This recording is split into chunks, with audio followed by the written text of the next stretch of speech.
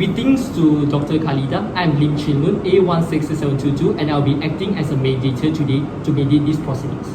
Hi, Dr. Khalida. My name is Rodziinah Binti Mat Zin, A168563. Today I'll be acting as Lucy, one of the clients in this issue. Hi, my name is Mohd Hariz bin Rozeman, A167727 from firm 15, and I'll be Bella for this case. So, without further ado, let's begin with our presentation. Good day everyone, I'm Lim Chin Lun, your mediator for today. I would like to give a warm welcome for your mediation session. You must be Miss Lucy and Miss Bella, right? Yes. How you would like to be addressed? Is it fine for you to call me Miss Lucy? You can just call me Lucy. And could I call you Miss Bella? You can call me Bella. Okay, first and foremost, congratulations for both of you for willing to come here today to work for a solution for your problems. This is definitely a great start, and I would like to extend my greatest appreciation for both of you for willing to give a try. Before I begin, let me briefly introduce myself.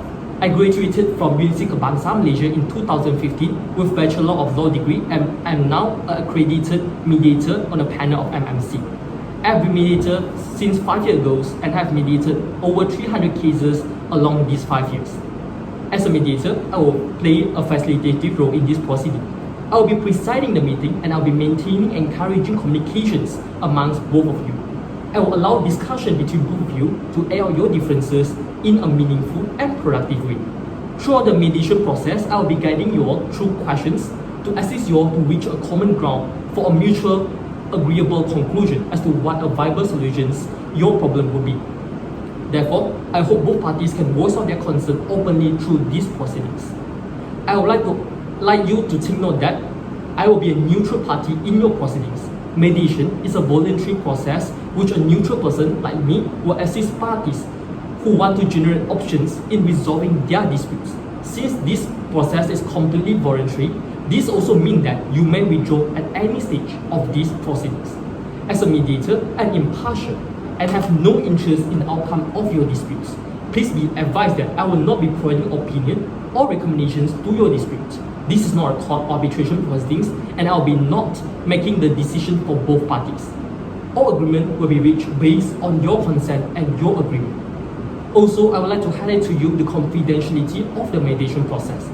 I assure to both of you that this meeting is private and confidential and will remain so throughout these proceedings and after the matter is concluded. Confidentiality and privacy, however, can be waived, but only if the parties agree for it to be waived. Another rare circumstances where confidentiality and privacy may be limited is where I might be compelled to testify in criminal proceedings or to give evidence in investigation of criminal offences. Please ensure that each party has signed a confidentiality agreement. If not, you may do so now. So up to this point of time, I believe that both parties will have some basic understanding about mediations. Now I'll be briefing both of you the key steps of this mediation process. First, each party will present their opening statement. In the opening statements, the parties will state what they want and the reason they want it. Then I'll be summarizing this statement into your position and your interest to help both of you to find a common ground. After that, we'll work out an agenda to resolve your issue based on your interests. Based on the positions and interests of both parties, I will be guiding you into deeper level of discussion and negotiations through questions. Please let me know if you wish to speak to me privately, and I'm happy to hold a private session and speak to you in a private meeting. Finally, I hope that we'll be able to reach an agreement and all the decisions will be recorded. After such agreement has been reached, I will present my closing statement at the end of this mediation proceedings. In this mediation process, I hope all of you and all of us will be courtesy, avoid interrupting others or using inflammatory language. Please let me know if you require any help or assistance from me. Please also confirm that you have the authority to make a final decision. As this mediation will consume a long time, I expect each party to have enough time for the session today. May I confirm whether both parties have at least 1 hour for the mediation session today? Yes. Yes, I have. Thank you. Please be reminded to silence all of your electric devices during this mediation process. Are there any questions at this point? No. No, so far. Thank you. If not, this sums up my opening statement, and now it's your turn to present your opening statement. Let's begin with Miss Lucy. Miss Lucy, you may begin with the opening statement. Okay, so hi, my name is Lucy. I think in this issue, my biggest concern is that I think I am being overworked by my employers, and my colleague, which is Miss Bella, doesn't even understand my situation. It's just that I am tired, I want to rest. The thing is, in my contract of employment, I was supposed to go home by 7, okay? I go to work at 7 in the morning, and I am supposed to go home at 7 in the morning. But during this season, which this peak season, where everyone is, going to a vacation and all, and we as the receptionist, I can say that we are very tired of having to entertain all these customers or clients, and I think by being overworked and also having to go home late at night, I have no time to rest. I have no time for my family. As a worker, I am aware of my responsibility, but at the same time, I am also a human being. I have a family outside this job. I have my friends. So when I expressed this concern to my colleague Bella, she said that, oh, it's okay, you just have to bear with it now. So I think this is very unfair for me. It is tiring. I want time off. I want to rest. So I think, talking to her doesn't seem to ease my burden. It just makes me feel like I am the lazy one in doing this job. When in fact, this is not even my responsibility to work overtime. I have been promised to work until 7, and now I have been forced to go home late at night, and I have no time for my family. And everyone around me in this company doesn't even understand my concerns. So I think by doing this mediation, I hope that I can resolve this issue. So now let's hear from you, Miss Bella. So could you present now your opening statement? Alright, thank you Ms. Lim and Ms. Lucy today. As the most senior workers here, I've been through a lot of peak season every year. In this season, we have around 50 to 100 customers. We have to entertain them until late at night. Yeah, this is not the first case that my workers, that you as the new workers here, complain to me, rant to me about this long overtime work. However, this is a tall order from the management to get your work done, even though it's past 7 p.m. Then you have to work until 9 p.m. So management also pay you the overtime allowance, which is 15 ringgit per hour. So I believe that you have your own time after the work, but in this situation, which is a peak season, which only lasts about a few weeks only, then you have to bear with this situation, or else that the management will ask me to make sure that you to get the work properly. About the quality, I would say in this peak season, I believe the customer can understand about how our capacity, how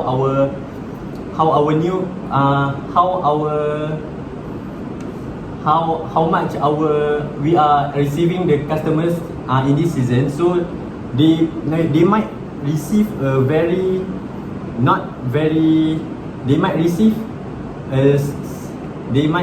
slow and not so good quality, but I believe this is the best that we can do. So I hope as the most senior and the most oldest worker here, that you understand that this situation will end. Thank you, Ms. Bella. So to summarize what your opening statement has stated, basically Ms. Lucy have talked about her concern about work-life balance. So basically, based on Ms. Lucy, your position in terms of mediation means some things that cannot compromise is to get your rest, is to get your work-life balance. So that's basically what Ms. Lucy is wanting. But the interest is something that derived from the position, but that is something can be compromised and substituted in other forms of things. So for interest, Miss Lucy is okay or is fine to work until 7, but need to have time to accompany her families and friends. And also, Miss Lucy also raised about the quality of works. And according to this quality of works, Miss Lucy's position is that you want to ensure the best quality to the customers. So your interest in this will be to have enough rest, to have this kind of work-life balance for you to prepare yourself best in terms of your working performance. So that pretty much sum up your opening statement into your position and interest. So for you, Miss Bella, your position on the first issue, which is on the work-life balance and the schedule, your position is that you want to get the job done. I understand that the interest is more towards you want to work overtime in just for you to get the job done. for both of you to get the job done, and this is a management order, and then you guys are getting paid overtime for this, and then this only lasted for a few months or a few weeks for this peak season. So this is basically the first issue highlighted by you. And then the second thing is on the position, on the second issue, which is on the quality of work, that you say that you just want to get, somehow you want to get a job done, and the customer can tolerate you. So for this position, your position would be, you want to present as best or as good quality as you can, but that is only up to the extent that it is possible for you. So your interest will be, the customer can understand you all, and it is only based on this peak season, and after that it's okay, and it will be fine, and your performance will be upgraded. So this pretty much sum up both of you in terms of your operating statements. And in terms of the issue, actually there are two issues as I laid down just now. The first one is based on the work schedule. Perhaps you can work on how to manage the overtime issues, and also what kind of times that you guys should work in terms of your this job as a receptionist. The second issue in terms of quality of work, and what kind of quality that should be demanded from both of you, and also how to improve on this quality. So if you guys, if both of you are okay or are fine with these two issues, we will proceed with this agenda. Is it fine for both of you? It's fine for me. Yeah, okay. Okay, so we will first of all work out the first issue on terms of time management, and second one on quality of work. So without further ado, let us begin the first issue. Perhaps Miss Lucy could elaborate in terms of what kind of life you're experiencing during this peak season. Alright. I'm telling you, the life that I've been experiencing is crazy. When Miss Bella told me that I can go home by 9, the thing is, I cannot just simply go home. I have to wrap everything up. I have to make sure that every information is telling with each information that we have that day. So when I go home, my children are already asleep, my husband is asleep, and sometimes I don't even have time to, keep up with my friends because it's just so busy. And the next morning, I have to wake up so early in the morning to avoid the traffic. And when I tell you, I am basically a walking zombie. I don't even have time for myself. I don't even take care of my own appearance. The only thing that is on my mind right now is the customers, the company. So I think this is very unfair for me as a human being, not as just a worker. Understand that it is difficult for you, Miss Lucy.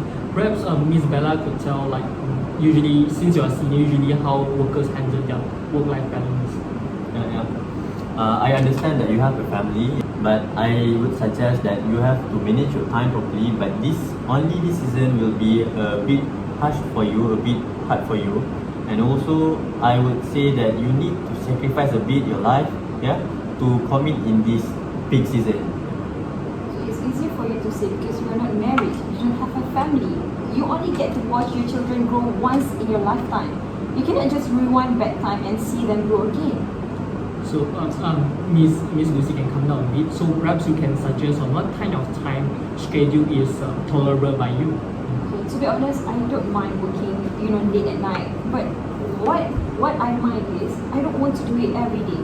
Maybe perhaps you can, arrange the schedule for me. Just let's say today I am supposed to go home at 9, but maybe tomorrow I am allowed to go home earlier, so I can actually, balance my life a bit between my family, my friends, and also my job. So what's your view on that? I understand your concern that you don't want to work until 9 p.m. every single day, so you need some rest. Like today you come back at 9, and tomorrow you don't have to come back at 9. Yeah. So I understand that, and I will suggest that we gonna change it to our system of shift. We will make a timetable and schedule for our workers to divide equally our hours of working. So is it agreeable to you, Miss Lucy, in terms of the timetable? That sounds doable. So it seems to me like both parties have come up with a solution that to have a timetable to avoid consecutively having to do overtime, as this will give Miss Lucy chance to rest, but also get the job done as what Miss Bella is care about. So perhaps we can say that the first issue is being resolved, that both of you understand that there's these peak hours and peak seasons, but the solution will be to have a timetable for this overtime working.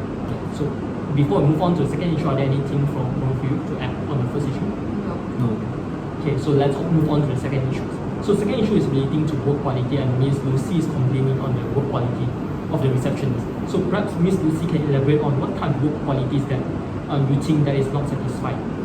Okay, as a receptionist, the customers will first see us when they step into a hotel. The thing is, it doesn't matter to us when the customers complain to us. But the thing is, they complain it on the internet. When I search up our company's name, there are so many bad comments about the receptionist, about the the customer service, which I think will affect the company badly. We are supposed to serve them with smiling face.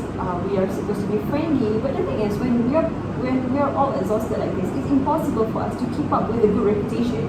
It's impossible for us to go to work, put up a happy face and serve them. It's just impossible. It's not doable. And I think Miss Bella should know better, since she says she's the oldest worker or oldest employee in this company, that we actually have a good reputation beforehand, before this peak season occurs to us. So perhaps Miss Bella could tell about what is your opinion in terms of the working performance of receptionists? Yeah, only during this peak season, yeah, we have a lot of customers, we have a lot of people attending our hotel, so we need to extra ready for our day. It is not the quality is getting down, but the numbers coming in is increasing. So we are doing the best that we could. So perhaps since like both of you agree that quality is important, right? So perhaps we could work on how to solve the quality issue rather than to quarrel about or to discuss about this issue on whether is it quality or not. So I would suggest, I would say that it is better for you to discuss what is the solution that both of you might work on. Actually, I have an idea, but it's up to the management to take my idea on it. But I think in this era, we are now living in a world where IT is everything, where technology is everything. So I am suggesting that maybe the company can provide a machine to to make sure that their customers that come to the hotel can do self check-in. So they don't burden the receptionist too much. Maybe they just can come to us just to help them with things that they cannot do it themselves. Maybe I think in this situation, a self check-in machine is the best solution for us. Yeah, I think it is a great idea for us to use the technology nowadays. Yeah, our customers also booking online, so if they come here, then they can use the machine. Yeah, as stated by Lucy. Yeah, I think and I will post this idea to the management and see how the outcome. So can I say that both parties come to agreement that we should use technology rather than to blame each other? Yeah. So I think there's a viable solution for the second issue, which is relating to quantitative works. So this pretty much sum up the second issue. Before I move on to my closing statement, are there anything from both of you? I just want to say thank you to both of you for agreeing to do this. Yeah, I would like to say thank you to listen our say. So as a mediator, I would again like to extend my greatest appreciation for both of you willing to come to here today, willing to listen to both parties and willing to discuss about your issues. This is indeed a smooth and very meaningful communications between both of you. And to recap, we have come to conclusion for both the issue. The first issue is to have a timetable to solve the issues of this overtime, and second one is to have technologies to reduce the burden in order to increase the quality. Therefore, this will mark the close of our proceedings today, and all these statements and agreement of you will be reduced into a mediation settlement agreement, where both of you will be signing this agreement as a form of consent to this proposal. Yes. If there's nothing from both of you, this marks the close of these mediation proceedings. Thank you again for willing to come here today. Thank you. Thank you, Bella. Alright, thank you.